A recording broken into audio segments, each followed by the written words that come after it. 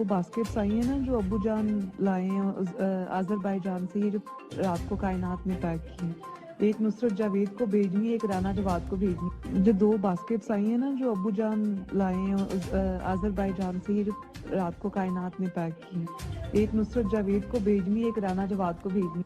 बात आपने उनसे जरूर करनी है। जी अंकल। एक उनका प्रोग्राम होता है स्कोर कार्ड। जी अंकल। अच्छा, उस स्कोर कार्ड में हसन निसार साहब ने, आपको पता है, वो हमें बहुत गालियां दी और अब एक इरशाद भट्टी भी आ गया। एक इरशाद भट्टी इन्होंने ऐड कर लिया, वो भी आपको मालूम है कि बहुत ही घटिया गुफ्तगू। हाँ जी हाँ जी। मजहर अब्बास साहब जो हैं वो उनकी गुफ्तगू में भी टिल्ट हमारे खिलाफ ही होता है, और तंज भी होता है, मजाक भी होता है। बात दफा वो बातों को स्पिन भी करके थोड़ा सा हमारा मजाक। बिल्कुल बिल्कुल।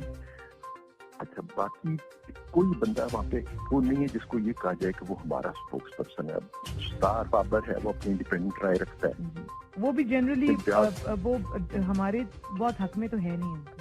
जी, इसलिए मैंने कहा कि कोई हमारे उस तरह नहीं है, लेकिन चले गालम गलोच नहीं करता है कि चैनमैन सी वो गुफ्तगू ठीक करता है, गुफ्तगू में कम से कम गैर इखलाकी बात नहीं होती है, लेकिन ये नहीं कहा जा सकता कि हमारे नुक्ता नजर को लेता हूँ।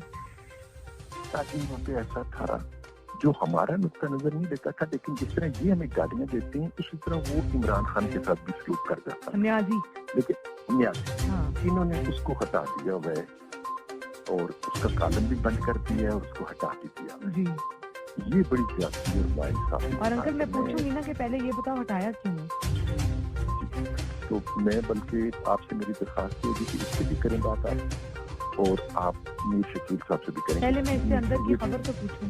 उसमें अगर इतना इम्बैलेंस प्रोग्राम हो जाएगा, हाँ जी, और इमरान खान के ऊपर अगर एक चेक था तो वो आपने खत्म कर दिया और हमारे ऊपर आपने भौंकने वाले कुत्ते दिखा दिए। बिल्कुल। और अंकल ये तो बिल्कुल ही ये एक बायसनेस है। तो ये जरूर